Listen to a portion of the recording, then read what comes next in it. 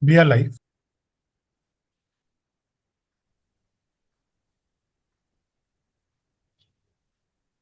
So we are live.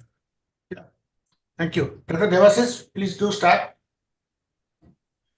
Yes, sir. Good evening, everybody. It is our honor to continue this program for the resident students on behalf of the EIZOC, and I would profusely thank Dr. B.N.R. Subudhi, Dr. Ajit Babu Majji for continuing this program over so many years. I would like to thank Dr. Santosh Hunawar, who has taken time out of his busy schedule with the All India conference coming up in the very near future, and along with his clinical works and going on. So I'd like to thank you, sir, for giving us time for this webinar. In the absence of the present president, Dr. Jayanta Borua, I'd like to request Dr. Pranav Ranjan to say a few words, our immediate past president, and then we can start the program, sir. I'll hand over to Dr. Okay. Thank you, Dr. Yes, Devasis, and it's really an honor on behalf of EIZOC to welcome you all, and especially Dr. Santosh Hunawar as the speaker. And I intentionally logged in because I wanted to hear him. He's got fantastic knowledge, and everybody is going to learn from him. And thanks to Dr. Ajit Babu Majji and Dr. B.N.R. Subudhi for over so many years, they have been carrying forward the flag of EIZOC with this very, very interesting program. Not only interesting, but informative program. So with these words, it's over to you, Dr. B.N.R. Subudhi, to carry forward the webinar. Thank you, Dr. Pranabji, and thank you, Dr. Devasis Das. So let me share the screen.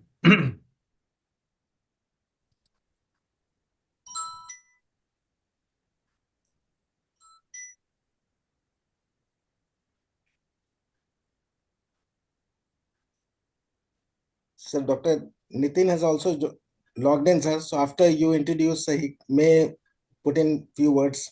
Yeah, I'll ask, Nitin to say. My screen is visible? Yes, sir. So once again, I welcome you all to the EIZOC, our ophthalmology residence teaching series number 32. And really I thank the new EIZOC team allowing us to continue this series, both ORTS and ORP series in the future from 2025 onwards. And as you know, it's a really interesting program for the postgraduate students mentored by Dr. Ajit Babu. We continue since last few years. So today's speaker is, as I already mentioned, Dr. Santosh Hunawar. And I don't know, of course, he was there last week also, last episode he was there with us. And we're continuing that lecture about this management of intraocular tumors. We had last webinar, retinoblastoma, and today we'll be discussing about other intraocular tumors. So this is the team, and I welcome again. My screen is visible now? Only the first one. First slide is visible. Yes, sir. You have not gone to the second slide. Second one not gone? Yes. You can click on the side also. Now is it? Yeah. So I welcome the new president, Dr. Jayant Borua, and our new secretary, Dr. Devasis Das, and our chairman, Dr. Nitin Lira, to this platform. With the first episode I have with this new team, and also we have with us Dr. Pranav Ranjan, the past president of EIZOC, and I wish this will be supporting me in this webinar in future too. And today's my co-coordinator, Dr. Sapiraj Patnaik, busy with his activities, probably could not join. And our mentor, as you just we were discussing, Dr. Santosh is asking us. So our mentor, Dr. Ajit Babu Majji, selects excellent speakers and good topics, which is very much interesting for the postgraduate students. Thank you, Dr. Ajit Babu, selecting the speakers and topics for us for the Eastern States. It's an academic program. Of course, Dr. Santosh Hunawar, I will request our panelist, Dr. Anil Bhaduri, to introduce him. And today's panelists are Dr. Sarmishta Behra, she is the professor, Vimshar Burla, Dr. Soni Sinha, Additional Professor of AIMS Patna, and Dr. Mir Misra is the consultant MGM Eye Hospital Raipur, and Dr. Gajal Patnaik, consultant Radharaman Hospital Cuttack. And today's postgrad students will be discussing with us today Dr. Anjani Agrawala from Assam, Dr. Denkam Boje from SC Medical Cuttack, Dr. Mutunjay Khadia from SC Medical Cuttack, Dr. Swati Gautam, RIA BHU, Dr. Subrit Bagchi from RIA Kolkata, Dr. Smruti Ranjan Dag and Dr. Vivekananda Saw from My Medical College, Dr. MKC Medical College, Berhampur, Dr. Anik Ghosh from Kura Medical College, and Dr. Mohan Das from Patna. So they are the postgrad students, about 9 postgrad students. They were very much interested to listen to this topic, and they will be interacting with the panelists and the moderators today. So without much wasting much time, I request Dr. Nitin Dhira, the new chairman scientific, to say a few words before I hand over the mic to Dr. Anirban. So it's over to Dr. Nitin Dhira. A few comments from you, because you are the first time you are taking over this program. Sir, good evening, everyone. So I have been blessed and privileged to have this session, and this is a sheer delight that our mentorship is being done by Dr. Ajit Babu Majid sir, and I have been privileged that I was as a resident joined LVP Hyderabad, and when I was doing residency, our DNB coordinator was none other than Dr. Santosh Honawar sir, and under his mentorship, we joined LVP Hyderabad. And today, it is more than, the experience is too much high that I am conducting the session as the chairman scientific committee here, and Dr. Santosh Honawar is the speaker today. And no doubt about the program which has been going on since 3-4 years, and this is 30 plus session already have been conducted, and this is actually meant for resident, keeping in mind there the residency in so many places varied residency program. The education system in the residency is not homogeneous, so bringing such a session in eastern state is really very good for all the residents, those who are doing residencies here. So with this sort of remark, I would like to hand back to the moderator of this session, who is conducting the session. So kindly go ahead. Dr. Ajit Babu, few words.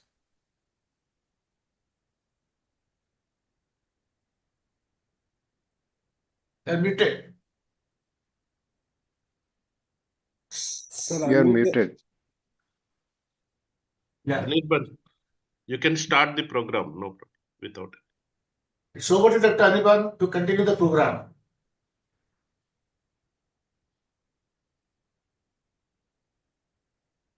Anirban, unmute yourself. I'm delighted to introduce Dr. Santosh Honawar, who has been my teacher, my mentor. Dr. Honawar needs no introduction, but then just to reiterate his achievements, I'll briefly cover some of the highlights. So he received his residency training and then also worked as a senior resident at the All India Institute of Medical Sciences in the RP Center. And then he went and did an ocular oncology fellowship with Doctors Jerry and Carol Shields at the Wills Eye Hospital in Philadelphia, USA. Following that, he came back to the LV Prasad Eye Institute and established the ocular oncology service there, where he started training fellows from the year 2000. He was an associate director of LVPI and he headed the patient care services, and he also established the residency program there. Thereafter, he moved to Center for Sight and he heads the service of ophthalmic plastic surgery and ocular oncology across all the centers. And he personally is the director of the service in Hyderabad. He also runs an extremely popular education program online, which is the Eye Focus, but they also have physical classes. And he has been an editor for the IGO, which really lifted IGO way up, where the impact factor went from 0.83 to 3.1. He's currently the honorary general secretary of the AIOS, and his main focus is, of course, in ocular oncology, and he has over 400 indexed publications. He actually tops the Stanford list of researchers with the highest impact from India. Some of the major awards and honors to his credit include the Colonel Rangachari Gold Medal by the AIOS. He got this when he was still a resident. The Dr. Shiva Reddy International Award from AIOS. The Shanti Swarup Bhatnagar Award from the Government of India. The Jerry Shields International Award by APAO. He has also received the Lifetime Achievement Award by the American Academy of Ophthalmology and the highest award of the Royal College of Ophthalmologists, UK. It's honorary fellowship, both the first time for an Indian ophthalmologist. A brief introduction, but there is a lot more we can go on with. Dr. Honavar, over to you. Thank you so much, Anirban. I thank Dr. Subudhi and EIZOC for this wonderful initiative and asking me to speak on a topic that I really like speaking on, intraocular tumors. So in the last class, we covered retinoblastoma, and today we're going to cover other intraocular tumors. That's what has been assigned to me, and the management of other intraocular tumors in specific. But of course, I'll be highlighting certain classic clinical features and then also talk about the management. So let this be interactive, and if any of the residents want to ask any question at any point in time, they can ask, or I can start asking a question, and then if they have any feedback, they can interact. So if you have a list of intraocular tumors, and you might be wondering what all can we cover in 1 hour. It's impossible because we have over 30 common intraocular tumors and many other uncommon intraocular tumors. Out of that, the most common ones are these: choroidal nevus, which is the most common benign uveal tumor; choroidal melanoma, which is the most common primary intraocular tumor in adults; uveal metastasis is the most common intraocular tumor in adults, that is secondary; choroidal hemangioma is the most common benign vascular tumor in adults, and retinal hemangioblastoma is the most common benign vascular tumor of the retina in adults. So these are the most common tumors. So let's try to cover many of them. Now, choroidal nevus is the most common benign intraocular tumor, specifically in Caucasian population. In Asian Indians and Africans, it is not so common, possibly because of our dark fundus. It may merge with the choroidal background. That's one of the reasons why it may not be picked up. Very subtle choroidal nevi can be picked up in Caucasian fundus, which are very bright white, orange, whereas Asian fundi are a little darker, so it may merge with the background. That's one of the reasons that is suggested. But the incidence varies from about 7 to 10%, which means that if you very astutely screen all the fundi of adults, about 7 to 10% of them are likely to have a small choroidal nevus, sometimes lying somewhere. Now, how do you differentiate it from other lesions? It's a placoid mass. Placoid in the sense that it is flat. It is not elevated. It is flat, and it is in the layer of the choroid. It is not retinal. It is subretinal. So this is how it looks on the OCT. You can see that there is subtle elevation, dome-shaped elevation of the choroid. And what is happening? The choriocapillaries here, you see them very nicely, are getting compressed inward. It means that in the area where this particular choroidal tumor is present, the choriocapillaries get compressed and obliterated. So consequently, because it's a dome-shaped tumor, the retina gets lifted. It's a benign melanocytic tumor. It's a tumor of the melanocytes. Now, in which location of the fundus is it present? It's most common in the posterior pole. It is most common around the optic disc, around the macula fovea. It is also seen in the equatorial area and the periphery, less commonly so. So if you're looking at the fundus, even with say 78D or 90D lens, you will not be able to miss a choroidal nevus if it's in the posterior pole and if it has this striking appearance. Now, there are certain pigmented lesions which may look like a choroidal nevus. Like this patient has just a 3 millimeter size pigmented choroidal lesion. But what cannot be missed is this orange pigment. This is called lipofuscin.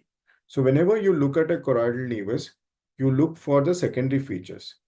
These are drusen, and around the lesion, there will be retinal pigment epithelial atrophy.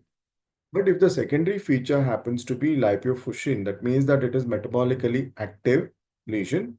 So it may be a small melanoma. So whenever you look at a pigmented choroidal nevus, you have to differentiate a nevus from a melanoma. And sometimes there is a lesion which is in between a nevus and a melanoma. That means clinically you can't judge whether it is a nevus or a small melanoma. That is termed as an indeterminate melanocytic lesion. So it may develop or evolve into melanoma over a period of time. Only a follow-up can tell you. All our clinical tools will not be able to differentiate. Now, this is something that you might want to remember. If you have to differentiate a nevus from a melanoma, a small nevus from a small melanoma, these are the parameters that you look at. Thickness. Nevus is less than 2 millimeter in thick, typically. Fluid, that is, no subretinal fluid is present in or over a nevus. Nevi produce no symptoms because they gently lift the retina. As you see in this OCT, they don't cause any retinal degeneration or retinal atrophy for a prolonged period of time. Only when they are long-standing, they may have secondary changes such as drusen, etc. Otherwise, they don't cause any symptoms at all. Nevi don't have orange pigment or lipofuscin. Nevi are very close to the optic disc or the macula. They have hollowness on the ultrasound, halo around the lesion because of retinal pigment epithelial atrophy, and drusen are absent. So this is the mnemonic to find small ocular melanoma, ultrasound, using helpful hints daily. So this is TFSOM, and each of these letters stand for a particular characteristic of a melanoma as opposed to a nevus. So this particular patient, what happened to this patient? This was a very busy gastroenterologist in Hyderabad. He did not believe the diagnosis that he had a small melanoma. He went on with no treatment for 6 months. And 6 months later, you can see, obviously, the lesion has grown in size. Now it is close to the superior arcade, whereas earlier it wasn't. So a small melanoma will show growth, and that is one of the most certain features of a melanoma. Melanoma always shows growth, whereas nevus shows growth only with the growth of the individual or when the patient undergoes hormonal instability such as pregnancy or use of oral contraceptive pills, where nevi can become slightly darker. During pregnancy, nevi can also produce some subretinal fluid. Otherwise, nevi generally don't undergo any major change in configuration. Now let's go to nevi. Obviously don't need to be treated. They need to be only observed and differentiated from a melanoma. So that's the management for a nevus. Now what about uveal melanoma? Uveal melanoma is the most common primary malignant intraocular tumor. Among all retinal and choroidal tumors, it's the most common primary malignant intraocular tumor worldwide. But in Asian Indian population, you can call it most common primary malignant intraocular tumor in adults because it is retinoblastoma is the most common primary intraocular tumor in our population, whereas melanoma is extremely rare. Now, it is a deadly tumor. In fact, it is one of the most deadly of all ocular malignancies because once it metastasizes, there is no treatment to a metastatic melanoma. It always presents to an ophthalmologist first. Means that somebody would have seen the fundus of this patient at some point in time, at some encounter, maybe for change of glasses, maybe for glaucoma evaluation, maybe as a preoperative evaluation for cataract surgery, etc. So you would have missed it. So it's important to recognize a small melanoma. And it is almost completely curable. At least the ocular tumor can be cured nearly totally, completely if it is detected early. Metastasis risk can be minimized if it is treated appropriately. And also for residents, it can be a main question in the exam and frequently asked in the viva. You might be shown a specimen with a melanoma, enucleated specimen, and you might be asked certain questions on it. Now, how do you manage? Uveal melanoma is in the iris, it can be in the ciliary body, it can be in the choroid. Those are the three locations of uveal melanoma. So iris uveal melanoma can extend to ciliary body, in which case it is called iridociliary. Ciliary body melanoma can extend to choroid, then in which case it is called ciliocoroidal. So it can overlap to two different uveal structures. What if it is a circumscribed iris melanoma like this? Absolutely no hesitation in doing a sector iridectomy. That is all you need to do, because it is circumscribed and you leave a nice margin of the iris all around. You excise it and do a pupilloplasty. What if the same melanoma extends to the trabecula meshwork and slightly to the ciliary body? You can do iridocyclectomy. It's a simple procedure as long as it is less than 3 clock hours, but more than 3 clock hours of excision of the ciliary body may result in hypotony and atrophic pulbi. So we try to avoid iridocyclectomy, especially if a tumor is more than 3 clock hours in circumferential extent. So what if it is more than 3 clock hours in circumferential extent, or you don't have the techniques to do iridocyclectomy because it's a surgery that needs to be done under hypotensive anesthesia to minimize the risk of bleeding, etc. Then you do plaque brachytherapy. So for larger tumors or where iridocyclectomy is not feasible, or where you think that it is going to produce visually morbid complications, you prefer plaque brachytherapy. Now, the limitation of plaque is that it can be safely done with ruthenium up to 6 mm in thickness. Whereas if you use iodine, you can go up to perhaps 8 mm in thickness. So if the tumor is higher than that, then you may not be able to do plaque brachytherapy. So in such situations, you can use proton beam radiotherapy or also stereotactic radiotherapy using gamma knife up to 10 to 12 mm. Not that vision will be maintained in larger tumors, but at least eye salvage is possible with proton beam radiation. Now, what if it is much larger than that? Obviously, enucleation is the treatment of choice. So iridectomy, iridocyclectomy in smaller tumors, tumors which are about 3 clock hours in circumferential extent can be managed with iridocyclectomy. Thicker, larger tumors up to 6 to 8 mm can be managed with plaque brachytherapy. And much larger tumors, if you want to save the eye, perhaps with no visual residual, then proton beam radiation or enucleation. That's the treatment of iris melanoma. Now, this is one example of a iridociliary melanoma with cataract. That's the melanoma that presented. Following plaque brachytherapy, it's reduced in size and it's remained as a stable scar. Plaque will not completely resolve the lesion. There will be a residual stroma or the nest of the tumor, because tumor, if this is the tumor, it has cells. But apart from cells, there is the basic structure that's called the stroma, the matrix of the tumor. That collapses and remains like a stable scar forever. So that's what you see here, a stable scar following plaque brachytherapy.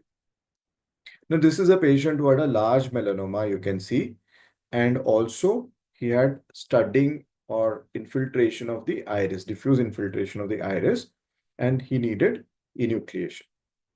Now, this is a patient where plaque brachytherapy has been performed for a iridociliary or ciliocoroidal melanoma. So this is a melanoma of the ciliary body with choroidal extension. Plaque brachytherapy has been performed, following which it has resolved. So even for ciliary body melanoma, local resection is possible up to 3 clock hours. Beyond that, plaque brachytherapy, even beyond that, proton beam radiation, and finally enucleation. So uveal melanoma, if you answer these, especially anterior uveal melanoma, you're perfectly right. Anterior in the sense, iris and ciliary body with some amount of choroidal extension, local resection is possible. For all choroidal melanomas, this should be your standard answer. Plaque brachytherapy, proton beam radiation, and enucleation. Add to that laser photocoagulation or transpupillary thermotherapy for smaller tumors. So for all anterior lesions, local resection is possible, whereas for small posterior lesions, laser photocoagulation and transpupillary thermotherapy are possible. The common treatment modalities for all of them is brachytherapy, proton beam radiation, and enucleation.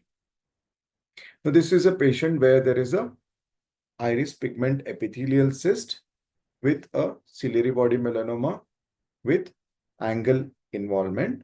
And this patient, one of the options, of course, was enucleation, but we could manage with plaque brachytherapy, and that's the 1.8 mm stable scar that is residual 5 years following treatment, and the iris pigment epithelial cyst has also collapsed completely. This was a patient where there was dramatic resolution. This was a patient with a peripheral iris melanoma with ciliary body extension. This gave us scarless healing. Actually, this patient presented with a necrotic melanoma with blood clot inside the melanoma and also hyphema, which resolved with brachytherapy.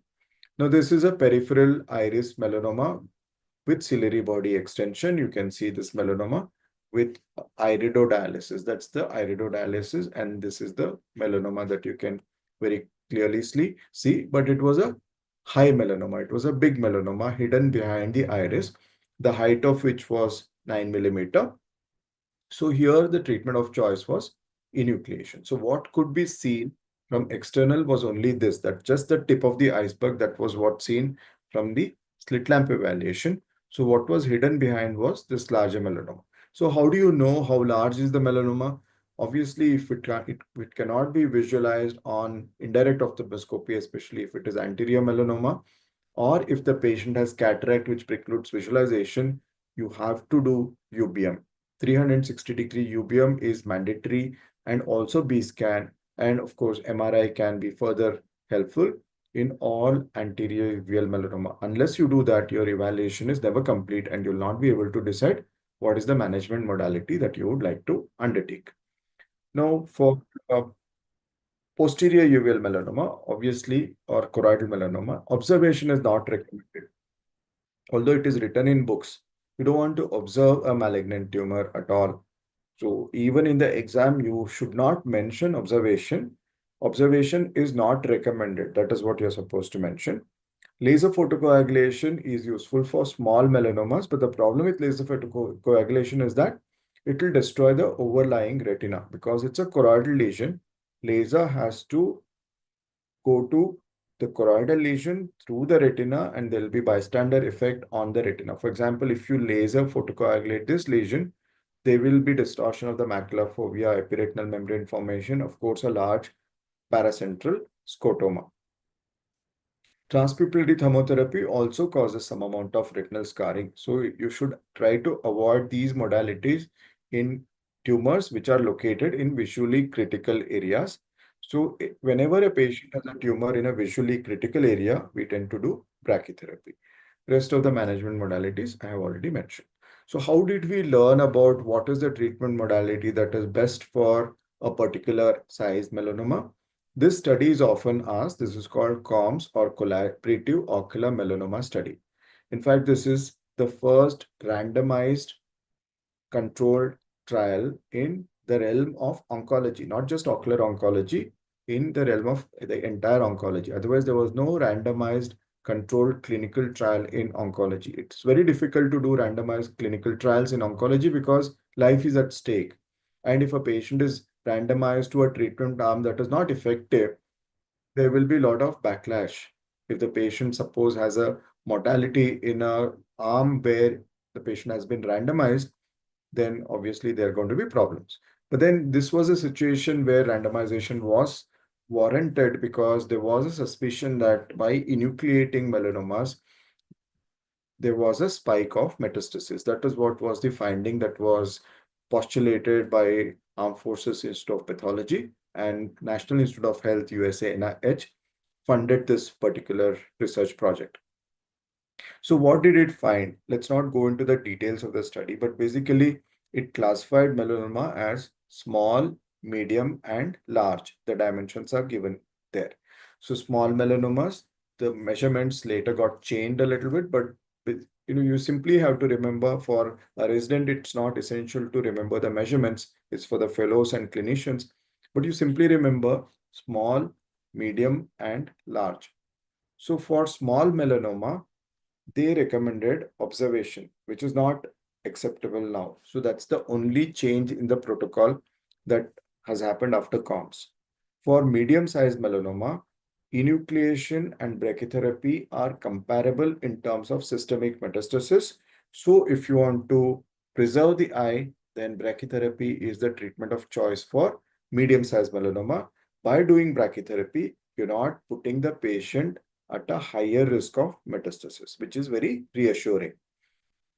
Now, for larger tumors, straightforward enucleation is the treatment of choice. pre-enucleation radiation does not provide any advantage. So it's very clear, small melanomas, we don't observe anymore. I will give you the reason in the next slide.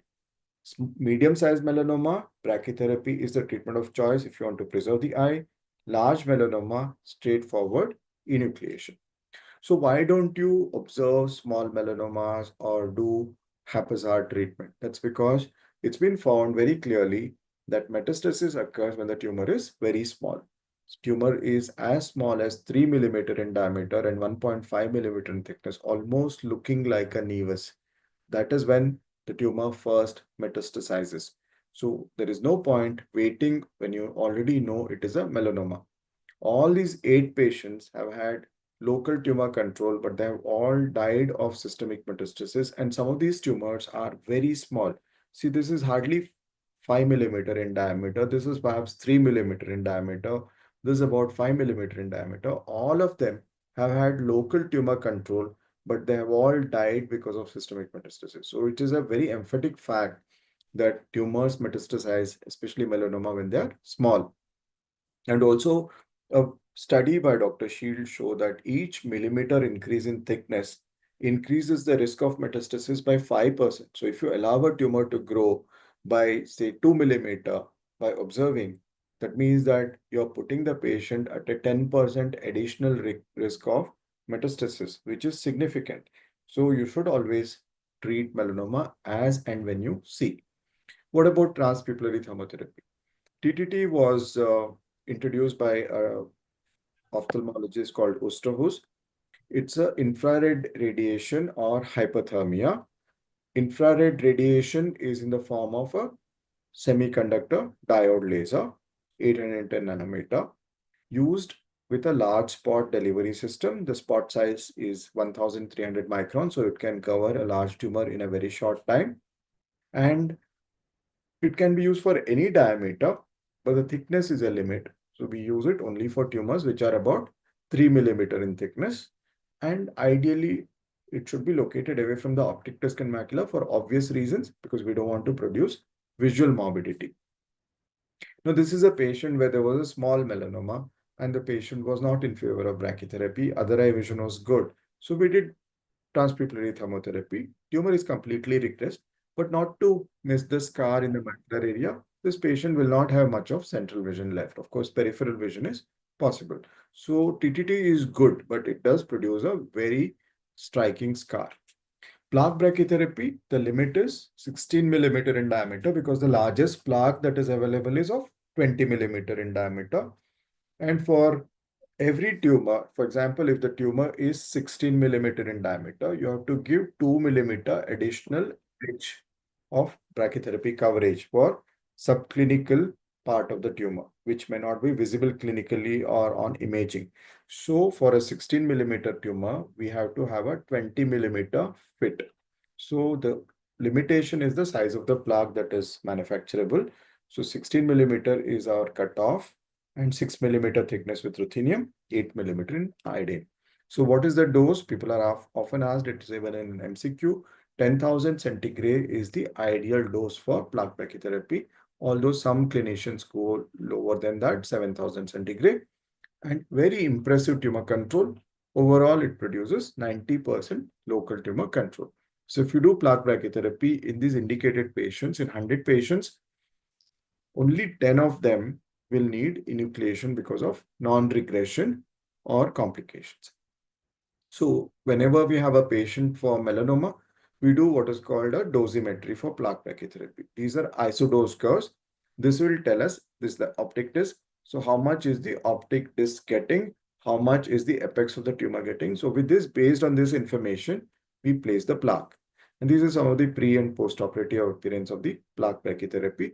This tumor, regress following brachytherapy, some amount of radiation retinopathy is inevitable. Amelanotic melanoma, regress following brachytherapy. One more example of a melanoma, almost a flat scar following brachytherapy. Now it can be used even for juxtapapillary melanoma or melanomas overhanging the optic disc.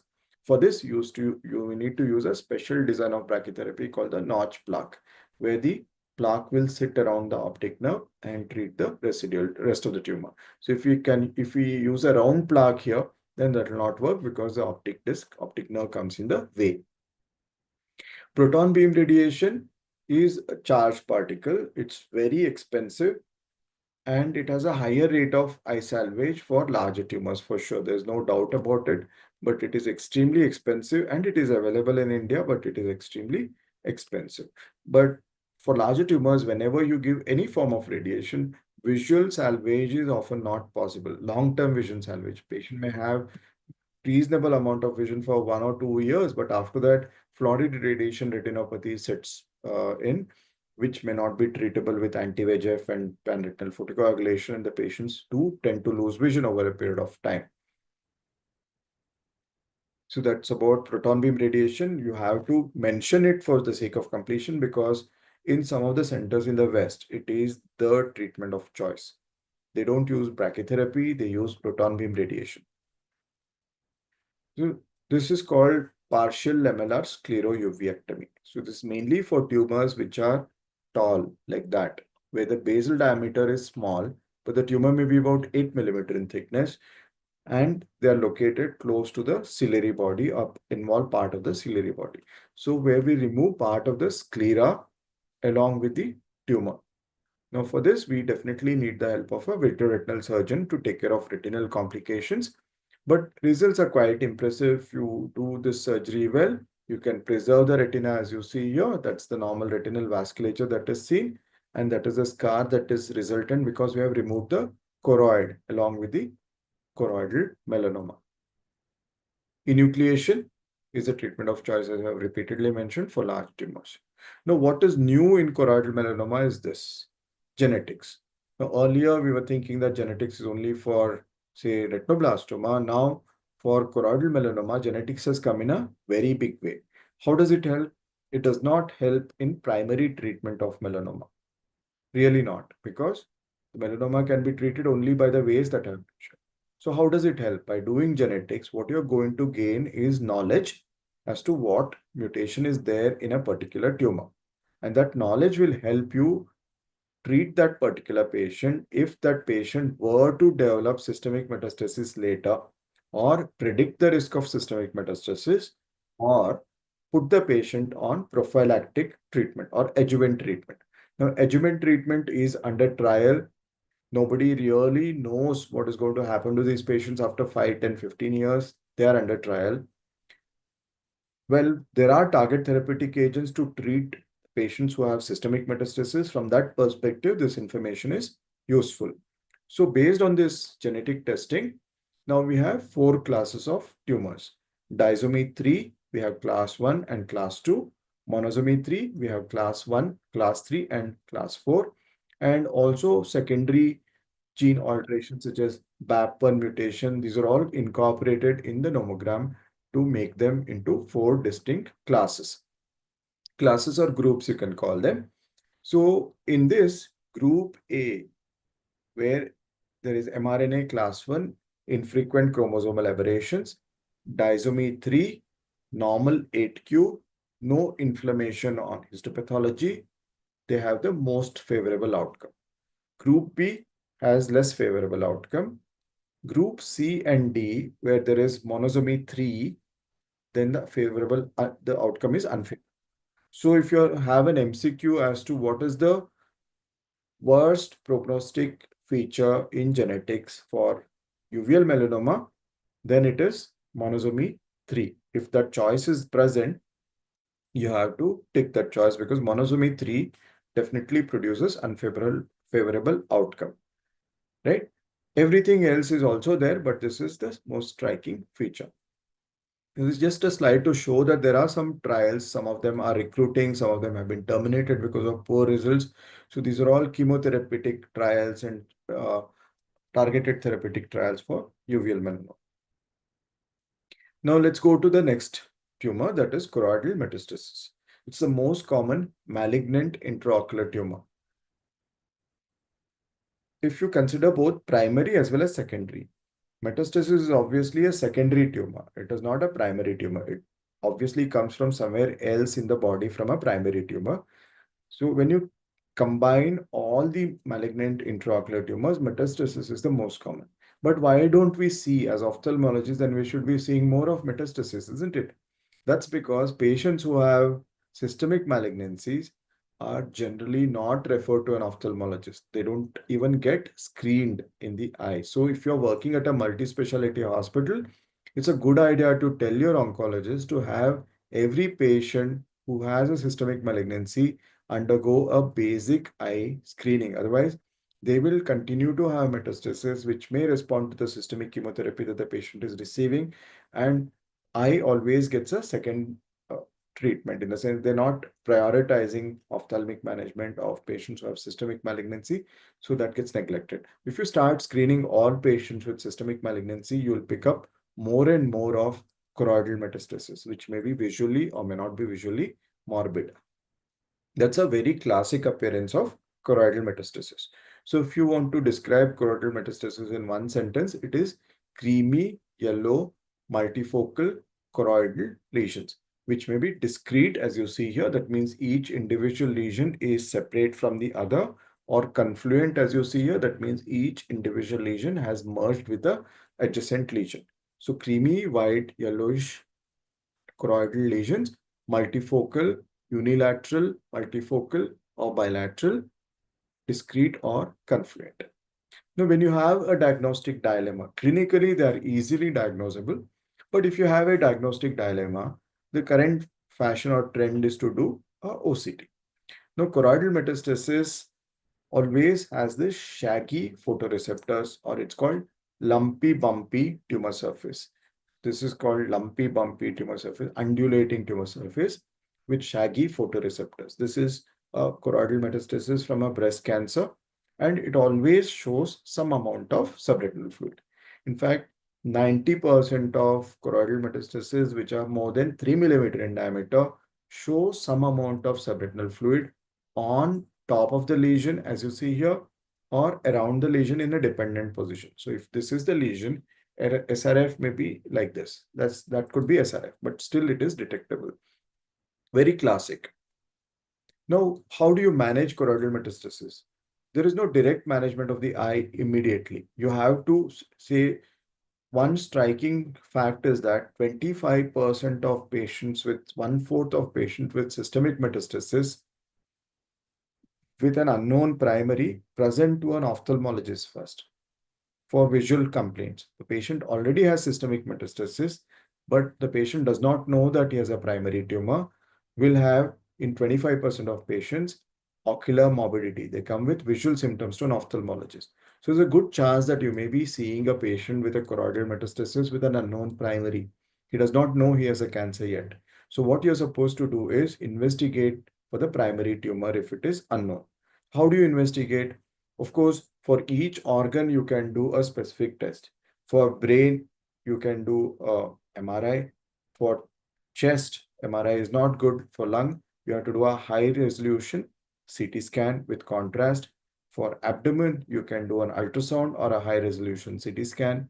For bone, you can do bone scan. But short of all that, one single investigation that is highly sensitive and highly specific, never 100% sensitive and 100% specific, none of the tests are. But if you have to do just one test, that is PET CT scan. PET CT scan is a radionuclear scan where consequently PET is also done along with a CT scan, so that you can localize anatomically as to where are the areas of hypermetabolic nature.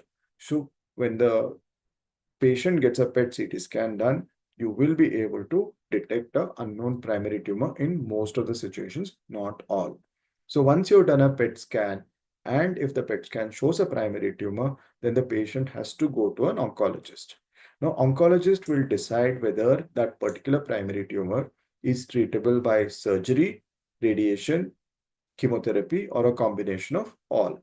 Suppose a patient gets chemotherapy for the systemic condition, then you don't have to do anything to the ocular metastasis. You simply observe, because the same drug gets into the eye and also causes partial or complete resolution of the ocular metastasis. So you simply observe for how it responds. If the patient does not respond to systemic treatment, then you can treat the eye by laser photocoagulation, anti-VEGF if it is small, or plaque brachytherapy. If the patient does not get, say, systemic chemotherapy or target therapy, suppose a patient has a CA colon and he has no other metastasis, and hemicolectomy is the treatment, perhaps, and the patient does not get any systemic chemotherapy, just gets local radiation, then obviously eye is not treated at all in this bargain. So you have to treat the eye separately. So that's how we go. So these are some of the examples of patients who have choroidal metastasis. Now the next tumor is intraocular lymphoma.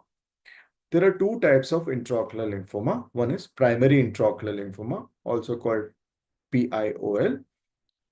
It is a subtype of primary central nervous system lymphoma. Eye is an extension of the CNS. So when it is confined to the eye, it is called primary intraocular lymphoma. Once it is associated with CNS lymphoma, it's called primary CNS lymphoma. It's also called primary vitreoretinal lymphoma. So remember the word vitreoretinal is associated with primary intraocular lymphoma. It consequently involves sub-RPE spaces, retina, vitreous in the optic nerve. It's diffuse large B cell type, very rarely T cell type. Now the second variant of lymphoma is called secondary intraocular lymphoma, which involves the choroid. That means that it is systemic lymphoma. The moment it involves the choroid, your lymphoma is called secondary intraocular lymphoma, and it is systemic lymphoma, and that is choroid. So remember, vitreoretinal lymphoma is primary, choroidal lymphoma is systemic lymphoma. It has other systemic lymphoma as associations, whereas primary intraocular lymphoma has CNS lymphoma as the association. There are many etiologies that have been suggested for primary intraocular lymphoma, one of which is infective. Infective etiology has gained ground following COVID. In fact, the incidence of lymphoma doubled after COVID, possibly because of whatever molecular mechanism that the COVID kind of affected. Epstein-Barr virus is known to cause lymphoma. Toxoplasma gondii can cause lymphoma because of clonal expansion. All these virus or parasitic infections, or even for that matter, bacterial infections sometimes can cause B cell clonal expansion. Unlimited clonal expansion can lead to lymphoma. Then another mechanism is inflammatory chemokine hypothesis. Patients who have Sjogren's syndrome, long-standing rheumatoid arthritis, etc., can also have a higher predisposition to develop lymphoma. And it is often associated with immunocompromised status, such as patients with HIV seropositivity, patients on iatrogenic immunosuppression for organ transplantation, all that. Now, what is important to know about primary intraocular lymphoma is that its association with CNS lymphoma. About 1/3 of them will have concurrent CNS lymphoma. That means if you see 100 patients with primary intraocular lymphoma, 30% of them will have CNS lymphoma then at the same time. 30% of them will develop CNS lymphoma later. So about 40 to 90%, that is the range, develop CNS lymphoma in a range of 10 to 30 months. That means that if you see and treat a patient with primary intraocular lymphoma effectively, your job is not over. You have to refer the patient to an oncologist for continued monitoring for a long period of time, even up to 5 to 7 years. Symptoms, they present with non-specific symptoms. They often present with floaters. When a patient presents with floater, which is insignificant, we often, counsel the patient that you should not worry about it. That's the general counseling for floaters, unless you really have a large floater and want to do a floaterectomy. Floaters are brushed aside. Blurred vision, which is correctable with glasses, is also something that you consider as an innocuous symptom. Behavioral changes, headache, sometimes patient complain of forgetfulness. All these are again non-specific symptoms. Unless the patient has CNS manifestations such as hemiparesis, ataxia, seizures, these patients are never taken seriously. That's the reason why these are diagnosed late. Some of them may present with hypopyon like this, which are often mistaken to be uveitis-related hypopyon. But a patient has white eye hypopyon without any circumcorneal or ciliary congestion, then that should be taken as a masquerade of lymphoma. So look for white eye hypopyon when a patient has vitreous haze like this. This is not pars planitis. These patients are often confused to be pars planitis and treated as pars planitis, but this patient has primary intraocular lymphoma. It can even look like a cloud. It can have this aurora borealis kind of an appearance, exactly like this. That's how it is described. That's a cloud and clumps, exactly like the vitreous seeds that you see in retinoblastoma, or a mixture of these. So primary intraocular lymphoma presents with vitreous haze in many forms. And through the haze, you will be able to see some of these features, which are intra and subretinal infiltrations, which are yellowish, sometimes bright yellow like this, sometimes dirty yellow like this, with or without subretinal fluid. These are not choroidal, these are retinal and intraretinal and subretinal infiltrates. And of course, on autofluorescence, depending on where they are, they can produce hyper or hypoautofluorescence. This is a very typical leopard spot pattern. So you actually look like this leopard skin appearance clinically as well as on autofluorescence. Now, on OCT again, you find discrete nodular hyperreflective infiltration at the level of retinal pigment epithelium and above the retinal pigment epithelium. These are nodular and these are classically retinal, not choroidal. And the classic appearance, which is often asked in the MCQ, is seasick appearance. Seasick appearance is the name given to the appearance that is seen in retinovitrial lymphoma. And all these patients definitely have to undergo MRI with contrast for meningeal infiltration and CSF cytology. So these are the masquerades for primary intraocular lymphoma. You must also remember optic neuritis, because these patients tend to have optic nerve infiltration. They also can manifest like endophthalmitis, sometimes with infective uveitis. How do you diagnose? Of course, you do all these tests, but the most important, which Ajit is an expert at doing, is vitreous biopsy. So with Ajit, I did not have to tell him anything. He would do the biopsy with due diligence. But if it's a new vitreoretinal surgeon who is doing a biopsy, what is very important to know is that there is a poor diagnostic yield with biopsy unless you do it the proper way. Proper way is to send undiluted vitreous sample, use low cut rate, send undiluted vitreous sample, then do whatever vitrectomy that is required for the patient and send the entire cassette fluid for centrifugation, cytospin, and for cell block analysis. And of course, it has to be sent in a cell preservation medium. So these are the management guidelines. Primary intraocular lymphoma without CNS lymphoma, the treatment of choice is intravitreal injection of methotrexate or rituximab or radiation. When the patient has CNS lymphomas, obviously you give chemotherapy and radiation, and along with that, intrathecal methotrexate and rituximab. So treatment of choice for primary intraocular lymphoma is intravitreal chemotherapy. The drug of choice is methotrexate, although rituximab is taking over. You really don't have to know the dose of these drugs, but these patients need prolonged injection.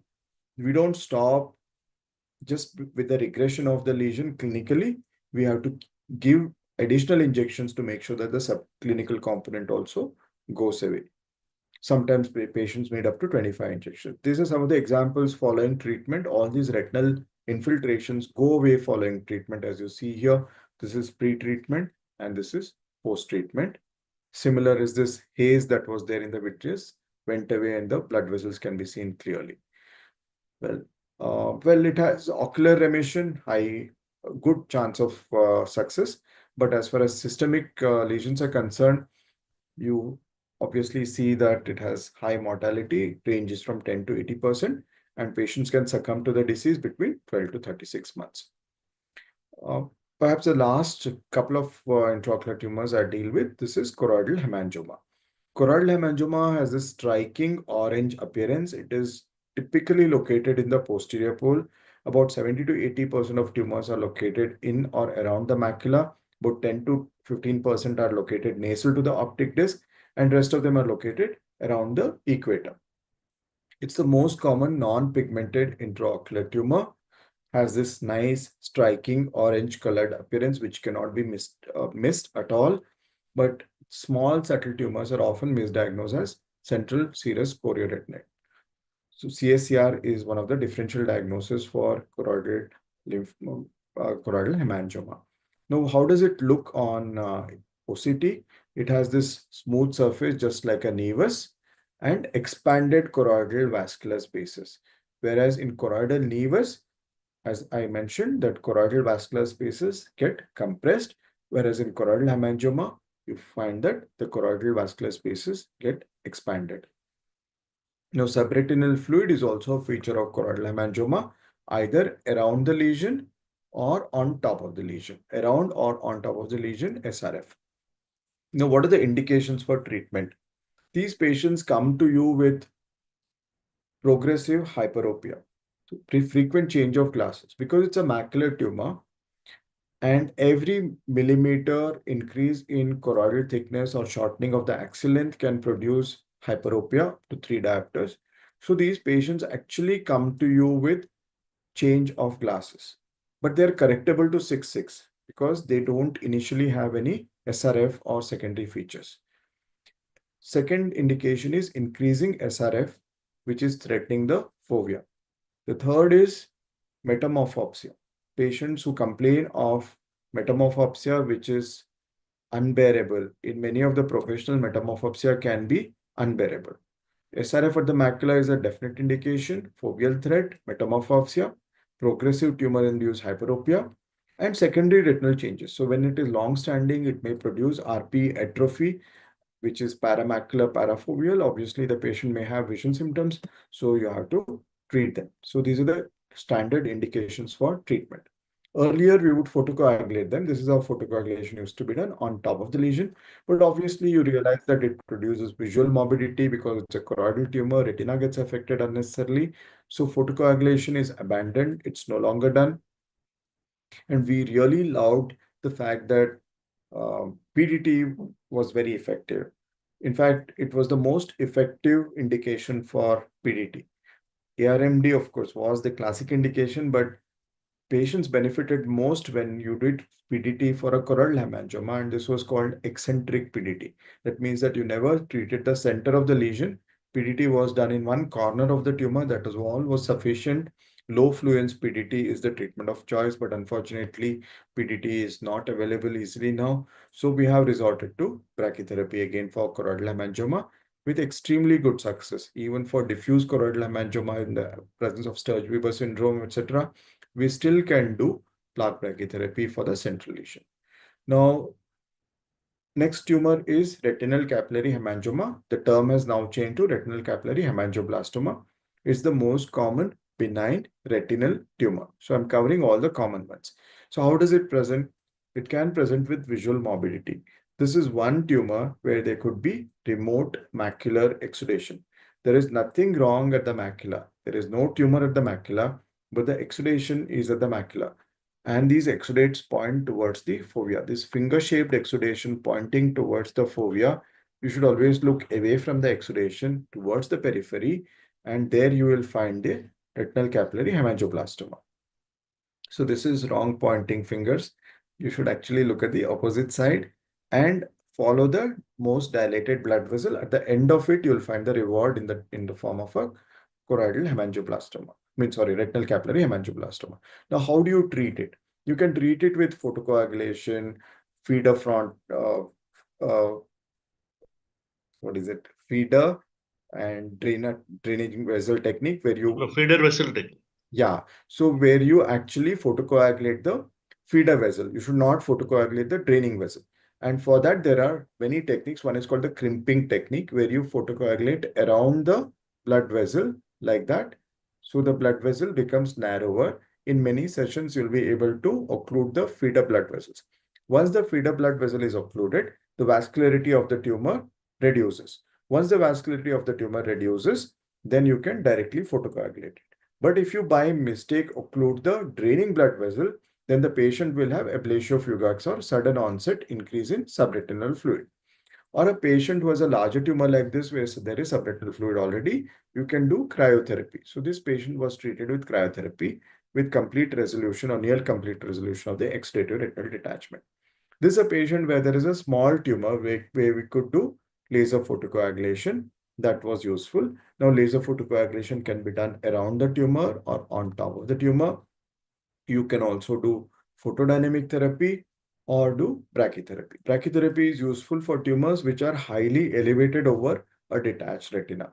So where you cannot do laser cryo effectively, then brachytherapy can be performed. But more important than ocular management is the systemic screening. Many of these patients have systemic manifestation. This is called VHL syndrome, von Hippel-Lindau syndrome, where they may have cerebellar hemangioblastoma, which is not a killer disease. It's not, but what is killer disease here is renal cell carcinoma, pheochromocytoma, pancreatic malignancies, inner ear tumors, spinal cord tumors, testicular and epidermal tumors. These are all possible in a patient with VHL. Diagnostic criteria for VHL are there. They are quite known.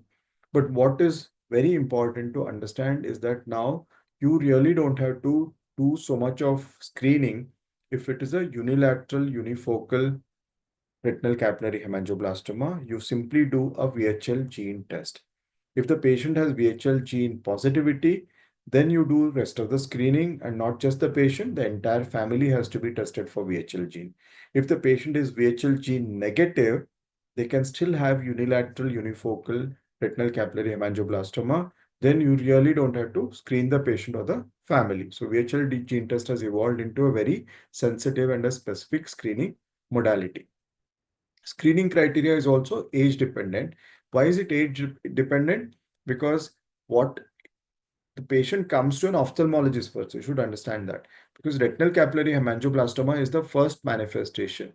10 to 20 years, the patient start developing retinal capillary hemangioblastoma. As they age, cerebellar hemangioblastoma, and further age in the third, fourth, fifth decade, you find renal cell carcinoma.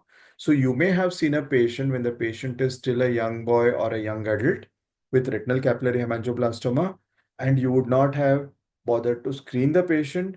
When the patient becomes about 30, 40, 50, he or she will develop cerebellar hemangioblastoma and renal cell carcinoma and can succumb to it. So it's mandatory that whenever you see a patient with retinal capillary hemangioblastoma, which almost always, again I stress, goes to an ophthalmologist first, you're bound to screen them. You are supposed to screen them. And since it is age-dependent screening, that means a 10-year-old child with retinal capillary hemangioblastoma will not have renal cell carcinoma or cerebellar hemangioblastoma, may not have. So what are you supposed to do? You're supposed to do annual screening, or you're supposed to do VHL gene test. If it is negative, pat the patient on the back and say, okay, fine, you don't have systemic disease. We are very happy with it. But patient has VHL gene abnormality, then entire family, including all the siblings, mother, father, if mother is positive, all her family members, and if father is positive, all his family members, everybody has to be screened. Because if a patient has renal cell carcinoma early stage, a simple nephrectomy is the treatment of choice. Nothing really, life can be saved, right? So this is very important for you to understand. So I think I have covered most of the common intraocular tumors and the management. So if you have any questions, I'll be happy to answer.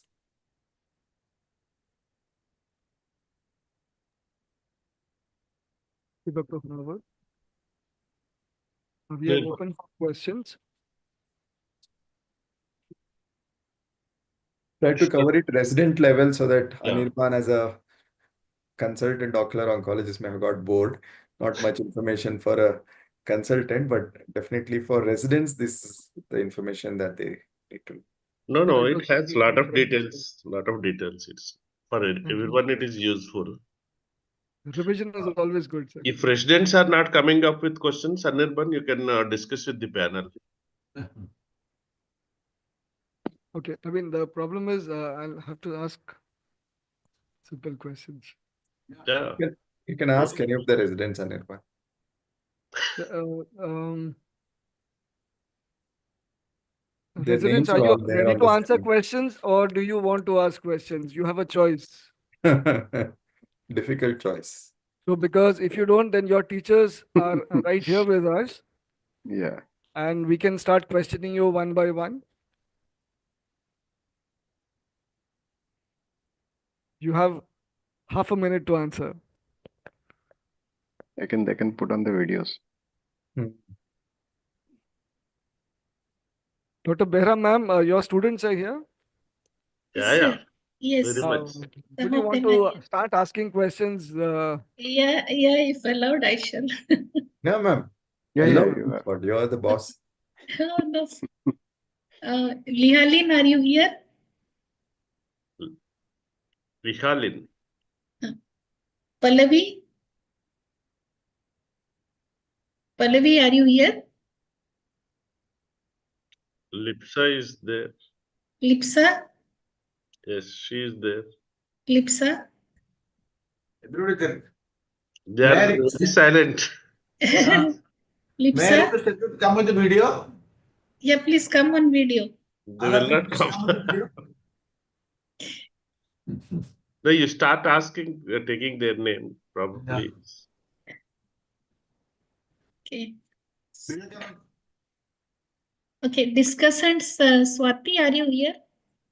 Dr. Swati? It's okay. I think I'm Nirbhar, seeing maybe. Mrutyunjay is here. Can you say anything about comms? What is the full form? Unmute, please.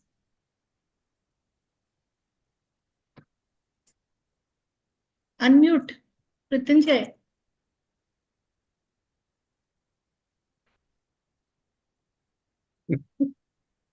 You have to unmute. Anik is there. I can ask Anik. Yes, sir.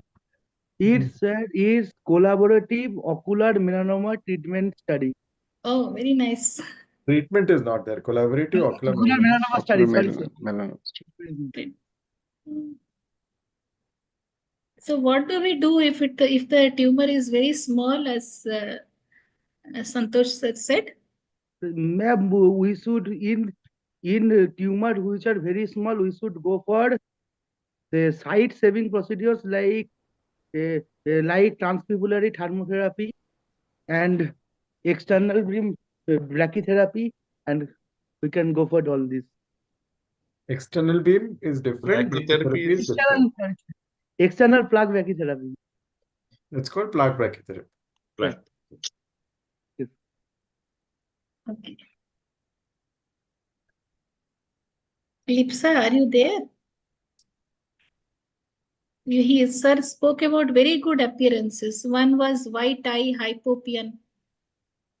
If any resident can answer, what is this white eye hypopion? They were very good terms, like seasick appearance, and like leopard skin. Leopard skin is seen in primary intraocular lymphoma, ma'am. So that I remember, and Other residents can answer, other discussants. Anyone, nothing, there's nothing to be scared here. They're all Anjani, are you there? Anjani. Yes, sir. हाँ बोलो ना. Speak. कुछ भी बोलो. Actually, ma'am, white eye hypopion is a type of sterile hypopion. So this is seen in PI, primary intraocular lymphoma, and other sterile conditions also, like Behcet syndrome and juvenile rheumatoid arthritis. Very nice. And what about this seasick appearance? Ma'am, this is seasick appearance, that is OCT finding, I think. Yes. He has just now covered, no? There is nothing, I think. It is in this 40 minutes lecture, it's been covered. So my connection was a little bit like slow, so I missed some part. So I want to ask one question. Yeah, please. Sir, in capillary hemangioblastoma, you told like we have to ligate the feeding vessel. Not ligate, you have to contract, you have to laser the photocoagulate. Photocoagulate. So how will we differentiate like which one is the like feeding or draining vessel? Good Fluorescein question. angioscopy. Yes, sir. You answer that. How would Manish, you? but you Anjali. can, an expert retina specialist can actually differentiate by looking at the color of the blood vessel. Okay. It is stark red. Or you can do fluorescein angioscopy because it's a peripheral lesion. Graphy may not be possible. Or if you have access to wide field FFA, then Whitefield FFA, yeah, yes. that is best to grab the frame. It Earlier, is possible these days. We are yeah, all having Whitefield FFA and yeah, on the whoever has wide field FFA, then that Yeah, is yeah. possible. Very Otherwise, good. earlier they were depending on Angioscopy. yeah, fluorescein Angioscopy is a angioscopy. good method, but not many are well versed with that, Santosh. You Yeah. and me must have done very number of Yeah, we were actually angioscopies asked to at do, RP and center. so suppose we caught a draining vessel as a feeder vessel, then obviously we will get a rap on the wrist. So we used to be very diligent about it. Sir, I Thank you, have a sir. question. Anik, yes. Sir, sir, can you tell me about sir ICGA? Why will the choroidal melanoma take up the stain or not? It usually in ICGA, does it take up the stain? There is nothing called taking up the stain. Sorry, sir. Sorry, Vallabh. I want to tell that does it show up on ICGA? Yeah. Yes, Choroidal so- lesions show up on ICGA, but these are non-specific characters. Just based on ICG angiography, you will not be able to differentiate a small choroidal melanoma if you haven't seen them clinically from other simulating conditions. Classic ICGA appearance is washout phenomena in choroidal hemangioma. That's called washout phenomena. That is very classic. But rest of the intraocular tumors don't have a classic appearance with ICG angiography. yes, sir. But It's just highly to cellular. It is highly cellular, so the vascularity characters will not be very classic. so continuing with the white eye hypopion, can you think of some more tumors where you can have white eye hypopion? We saw Dr. Hunawat tell us about PIOL, but I understand you've had a class very recently on other Last tumors class. as well. Last class, I should say. Mascara. It's a typical mascara. Yeah. Hypopion. It's also seen in leukemia. Any form of leukemia. Leukemia. AML, ALL, CML, any form of leukemia, any form of lymphoma, large cell lymphoma, retinoblastoma in children, and medulloepithelioma. Medulloepithelioma does not cause that level hypopia. Medulloepithelioma, Epithelioma if was you one. enlarge highly, then you can see the cysts also. Yeah. So white eye hypopion is, there are so many causes. Okay, one question from my side for the residents is, which is the commonest intraocular tumor? That's a good अभी question. बोलते हैं ना lecture में अभी बोल बोला नहीं नहीं अभी इसलिए नहीं बोला नहीं, ये lecture दोबारा में दोबारा बोलते पूछा नहीं है ये एमसीक्यू है most common इंट्राओक्युलर tumour It would be that malignancy will be that choroidal metastasis will be the most common intraocular tumor, Intraocular. which may be benign, malignant, ciliary body, choroid, retinal, anything. If somebody asks you what is the most common intraocular tumor, what should be your answer? Fuchs. It also has a name. Fuchs what? Fuchs adenoma. Adenoma of the non-pigmented ciliary epithelium. But why is it not seen? Why don't you diagnose it if it is so common? Because it is never seen. It is hidden. It's only diagnosed in autopsy eyes.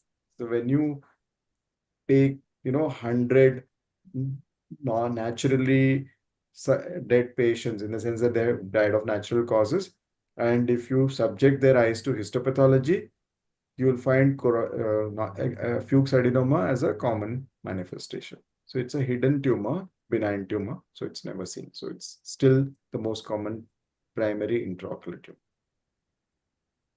Correct, Anirban? That's the answer you expected? You're the teacher.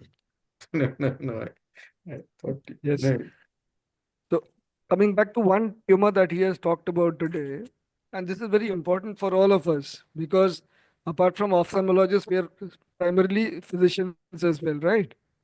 So which is the commonest intraocular malignant tumor? He has already covered it. And there is a second part to this question, which is again very important, is how would you recognize these tumors as opposed to the primary tumors of the eye? I think I've given the answer partly by the question itself.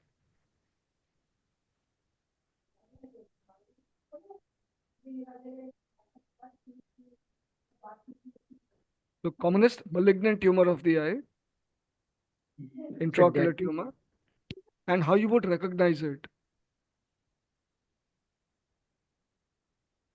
Anik, Sir, it would be, sir, it would be the choroidal metastasis. yes, absolutely. Now the important thing is how will you recognize a choroidal metastasis? The characteristics of a choroidal metastasis. Sir has covered that beautifully. Yes.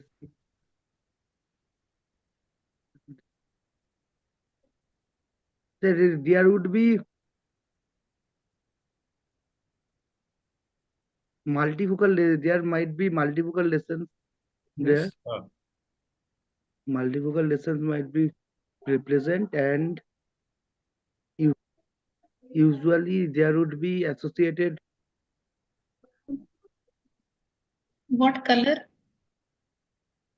It would be orange. There would be orange pigmentation over it. No, no. Oh, No, Not all metastases are colored. something lighter. Then I More should lightly ask colored. which metastasis, the Yeah, primary orange color. of which will have color.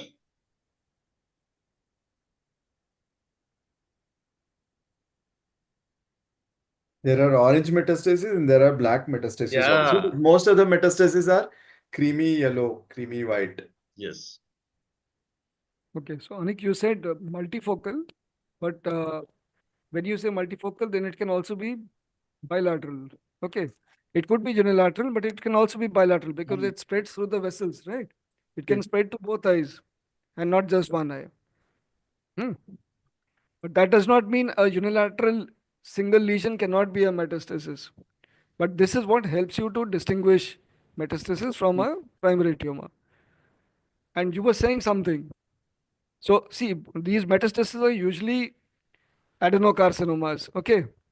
Now, what do glands do? What is the job of a gland? So when you say adenocarcinoma, it arises from a gland. So what is the job of a gland? Secrete, right? It secretes, right? Yes. So that is where you get the exudation from. Yes. Okay, it goes and does the same job wherever it metastasizes. And sir told about the OCT findings of a metastasis. What is it?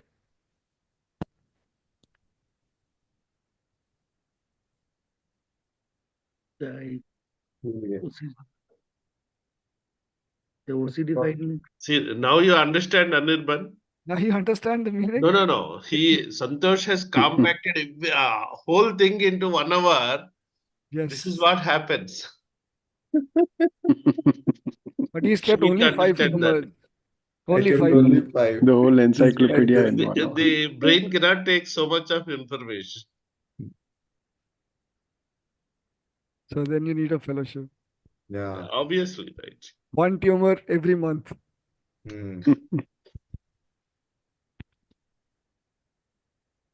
Okay, Any ask more the panel. questions? Any Panel is doubts? there. Utilize them.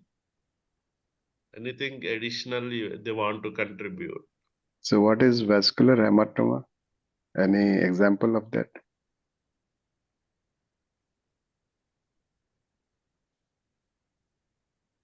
Already, I think Is the discussed. only one who is Hematoma. on and is being grilled. Yeah, others are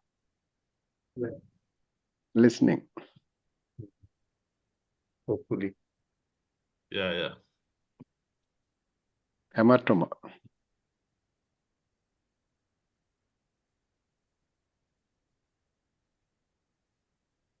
It's mostly a vascular tumor, no? What vascular tumors discussed now?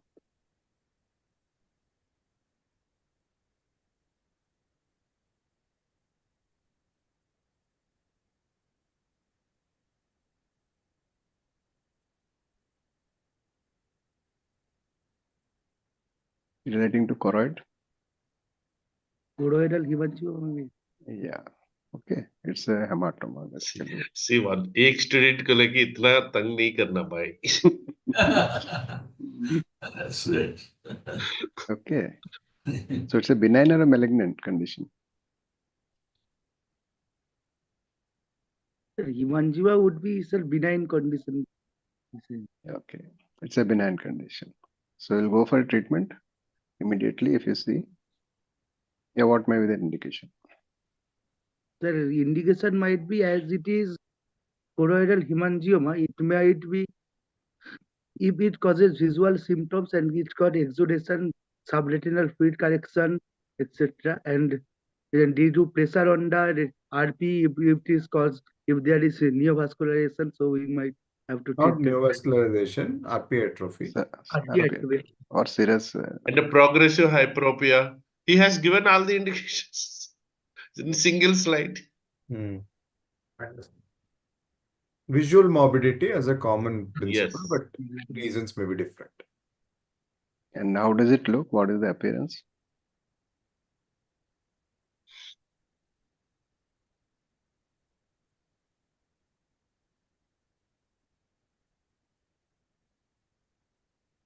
So you have to see it clinically, no? Yes, sir. Then only you can diagnose it. So clinically, how to diagnose? How Color, does it color. look? Tell us the color. Color of the fundus, mostly fundus. Choroid. Always, whenever you have a fundus lesion, no, color is the key. So go by the layer. Choroid, first you localize that it is a choroidal lesion. Then you go by the location. Posterior pole, periphery. Then you go by the appearance and the secondary features. So with this, you will be able to diagnose about 90% of intraocular tumors. 10% may have an overlapping feature where other tests such as OCT and FFA, ICG. I guess whatever it was bright orange in color, that choroidal hemangioma. Correct. Sir, I think Onik is coming to you for a fellowship. Anik, no. Anik, camera is not getting switched off. That's why he has Getting questioned again and again. See, rest of the people are enjoying behind the screen. There are cameras are off, muted, and they are enjoying the fun. But Anik will get benefit. Yes. Don't worry now. Everyone knows you now. Yes. Okay, Hadirban, if anything else to be discussed, it's fine. Otherwise, we will wind up. Yeah, I think it's will wind up. Okay. Thank you so much for holding a very nice discussion Sony, and that's just Sony. keeping it to 5 tumors because that allowed us to cover them in reasonable detail. Yes. And it was very nice that you covered it from the examination point of view.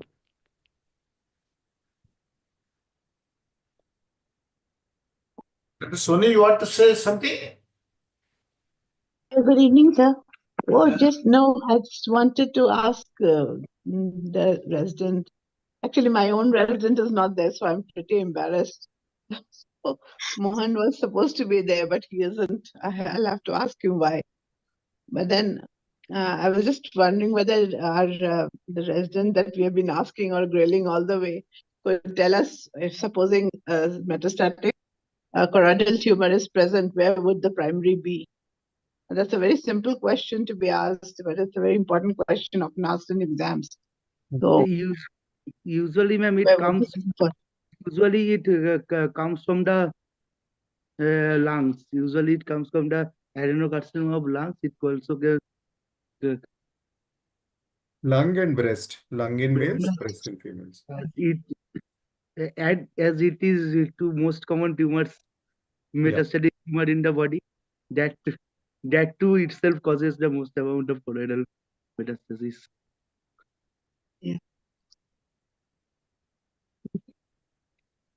Excellent talk, sir. Dr. Santosh, sir, as always, tremendous learning experience every time I hear you.